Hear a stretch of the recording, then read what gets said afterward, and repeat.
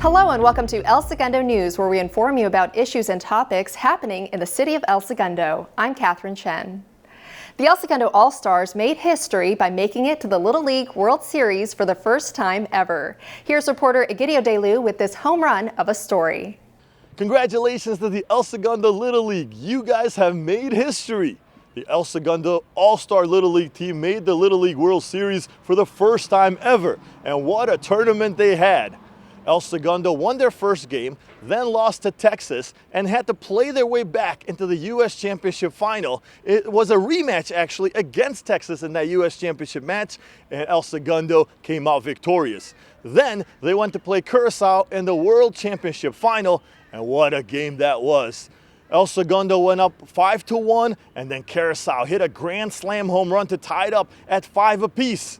And then in the 6th inning, the leading home run hitter in the tournament, Louis Lappy, hit a bomb outside to give El Segundo a walk-off win and their first ever Little League World Series championship.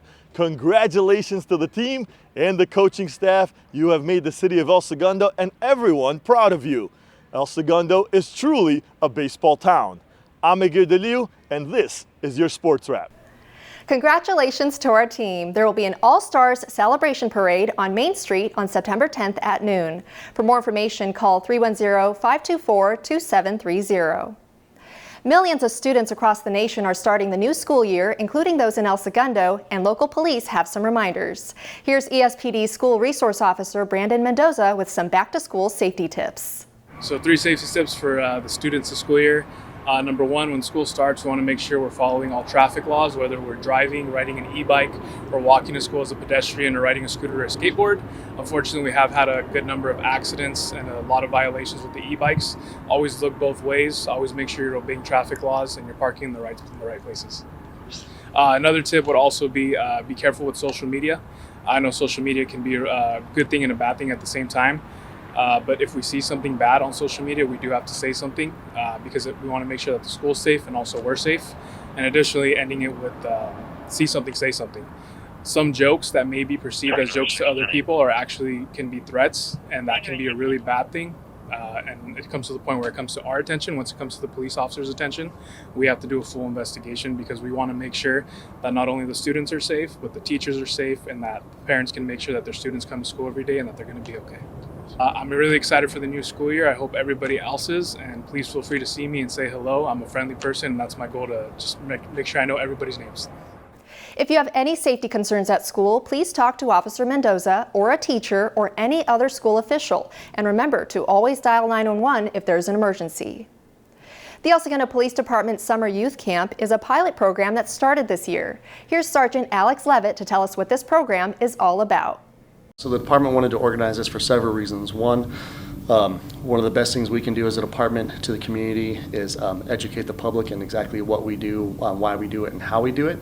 The other thing is we want to kind of have a long-term mindset as far as recruiting the next generation of police officers.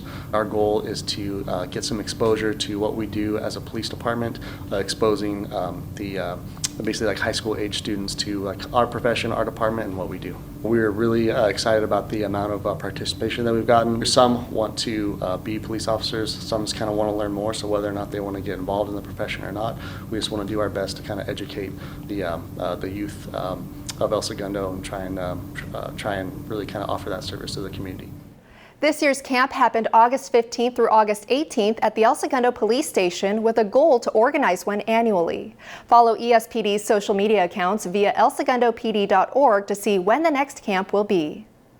The El Segundo Police Department has launched a campaign to remind e-bike owners to ride responsibly. Lieutenant Aaron Corkins has the details. So e-bikes have popped up in town. A lot of kids have them, a lot of adults have them, and we've seen some less than responsible riding out there. That's why we're out here at Farmers Market today. We want to educate the public. We want people outdoors. We want them to have fun. We want them to enjoy these cool bikes. We just want them to be safe. Very important that kids are wearing their helmets. It's important everyone wears their helmets, but it's a law that anyone under 18 years old wears them. They need to obey the same rules of the road as any vehicle is out there. These things look like toys, they look like bicycles. They are not. They're very fast, they're very dangerous. Knock on wood, fortunately, we haven't had any super major accidents here in town involving them, but I've seen them all over the South Bay where kids are getting seriously injured, and adults too. So today we're going to be doing things like this, showing up at farmers market. We're going to talk to the community. We're also going to be handing out flyers, safety tips, talking to them about the rules, the laws, and just safe practices. ESPD has also organized a series of e-bike safety workshops. To find out when the next workshop is or for more e-bike safety information, follow ESPD social media accounts. And El Segundo Police also want to warn residents about catalytic converter thefts in the city. Detective Philip Milam explains. As a property crime detective, one of the big crimes that we have encountered is catalytic converter thefts. We have, there's obviously a back market or black market type of industry that's going on where people are stealing specific catalytic converters and they're able to take them to shops that we work hard to try to identify, even though it's illegal, to basically be canned is the word they call it, and they're able to open these catalytic converters up and remove the precious metals. El Segundo, being positioned where it's at the end of the 105 freeway, tends to attract a lot of incoming traffic off of the freeway, and we incur a high amount of catalytic converter thefts. The Toyota Prius is the #1 vehicle. I don't know all of the engineering behind it. However, it appears the Toyota Prius's catalytic converters contain high amounts of the precious metals that the thieves are looking for. However, Honda Accords, Honda Elements, and some of the Toyota trucks, Ford F-250s and RVs, amongst some other cars, seem to keep getting hit. Biggest thing we can do is be eyes and ears for us, be a good witness. If you're out and you see something like that, don't get involved. Many of these people have had weapons in the past and threatened people. We've experienced it ourselves. Be a good witness, try to get a license plate number, try to get a good description. Make sure you call us as soon as you see something. And if we all do that, they'll realize in El Segundo that it's not so easy and they'll move on. Local police advise to be careful where you park. Try and protect your catalytic converter by having a casing installed around it to make it difficult for thieves to get to. And etch your license plate number or the last 4 digits of your vehicle identification number on the converter. If your catalytic converter is stolen, report it to the police and make sure you get an itemized bill in writing for any repairs made to your vehicle. The El Segundo Firefighters Association's 22nd annual Pancake Breakfast will take place on Sunday, September 10th from 8 to 11 a.m. at Fire Station 1. This beloved tradition brings friends and families together to share a delicious breakfast prepared by El Segundo firefighters while honoring the lives lost on September 11th, 2001. Food and supplies are donated by local businesses and all proceeds benefit local organizations. More than $7,000 was raised for El Segundo charities at last year's breakfast. For more information, contact the El Segundo Fire Department at 310-524-2395. El Segundo Community Emergency Response Team, or CERT training, happens on September 16th at Fire Station 2 from 9 a.m. to 5 p.m. The El Segundo Fire Department is organizing this hybrid training course that educates residents about disaster preparedness and teaches them basic disaster response skills such as fire safety, light search and rescue, team organization, and disaster medical operations. CERT volunteers will be equipped to respond quickly when professional responders are not immediately available to help. The course requires successful completion of an online class prior to the in-person instruction day. To register, visit elsegundofd.org. Here's an update on Hyperion and the city's ongoing efforts to address odor and noxious gas emissions from the reclamation plant. Assembly Bill 1216 has been amended to align with recommendations from the South Coast Air Quality Management District. The bill would permanently require Hyperion to conduct regular source monitoring for emissions and continuously monitor its fence line for air pollutants, including hydrogen sulfide. This information is to be shared with the public in real time. On August 24th, the Senate Appropriations Committee passed AB 1216, and it will now go to the Senate floor for a vote. If approved by the Senate and signed by the governor, the bill will go into effect January 1st, 2027. More Hyperion information can be found on the city's website at elsegundo.org/Hyperion. The city of El Segundo has been issued the highest credit rating a municipality can be assigned. Standard & Poor's S&P Global Ratings recently upgraded El Segundo from a AA+ to a AAA credit rating, stating that El Segundo is a key employment and entertainment hub, and this cultivates a healthy and growing economy for the city.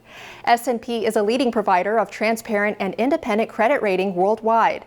For details on the city's credit rating, visit the news section on elsegundo.org.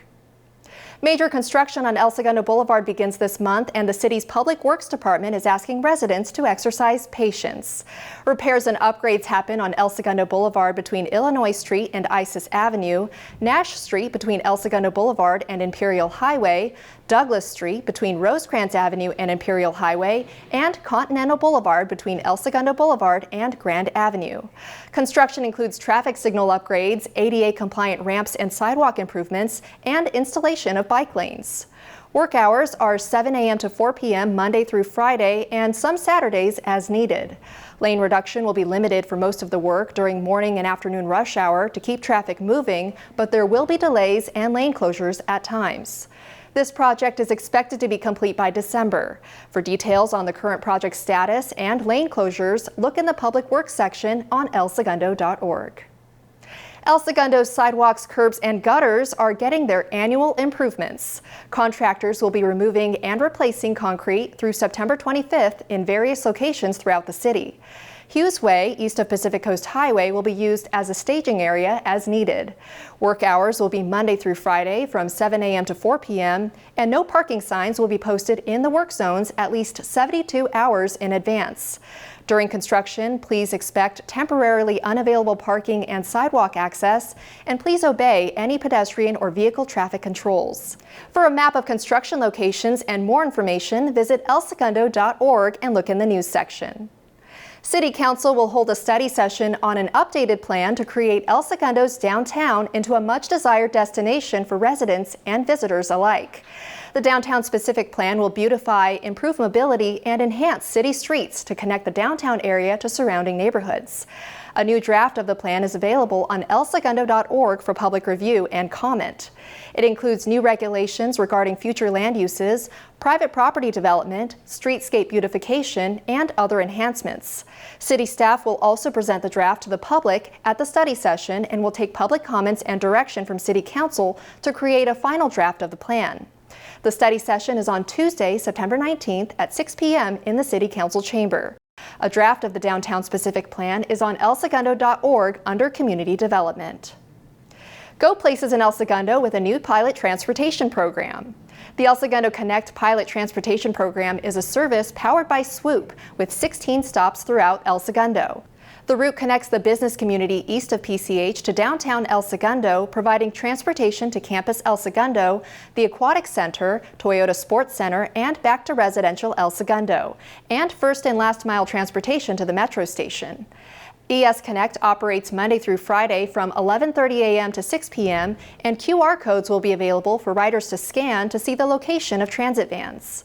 This pilot program runs from August 23rd to November 15th. The intention of the program is to collect ridership data to address transportation needs for El Segundo residents and guests. For more information, visit elsegundo.org and look under News. The annual Toberfest is on its third year and is already a much-anticipated school fundraising event. This Oktoberfest-inspired evening features beer tastings, contests, games, live auction items, music, and more. Wear your best Oktoberfest outfit and enjoy this festive and casual time for grown-ups only on Saturday, September 9th from 6 to 10 p.m. at Chevron Park. The Ed Foundation's mission is to fund and support programs in the El Segundo Unified School District. 100% of your ticket and raffle sales will help fund the 2023 to 2024 $1.8 million grant to the El Segundo Unified School District. For more information, visit the events section at esedf.org. And enjoy another Saturday of fun fundraising in El Segundo at one of the longest-running fairs in the city. The El Segundo Main Street Fair is a 30-year tradition organized by the Kiwanis Club of El Segundo every autumn to benefit children's needs throughout the city and the South Bay. More than 3,000 people come every year to 8 closed city blocks in the downtown area for this exciting event that includes musical performances, street vendors, kid games, a food court, a beer garden, and more than 120 artist and craft booths. Local school groups, nonprofits, sports teams, and eateries will also be at the fair. The Main Street Fair happens Saturday, September 30th from 9 a.m. to 5 p.m. And guess where? On Main Street, of course. For details, visit elsegundokiwanis.org. The El Segundo Public Library has been inspiring the community for 75 years. The library's recent Diamond Jubilee celebration featured a concert at Library Park, birthday cards designed by patrons, and the unveiling of a limited edition 75th anniversary library card design. Library Assistant Roz Templin talks about the library's role in the community. 75 years is pretty amazing. It shows what the community feels about us, and they know that they are welcome here, and we're here to serve, and we love the community. To learn more about the El Segundo Public Library and its events and services, visit elsegundolibrary.org. That's it for this segment of El Segundo News. You can also watch more city-related videos on the El Segundo Media YouTube channel. Thanks for tuning in.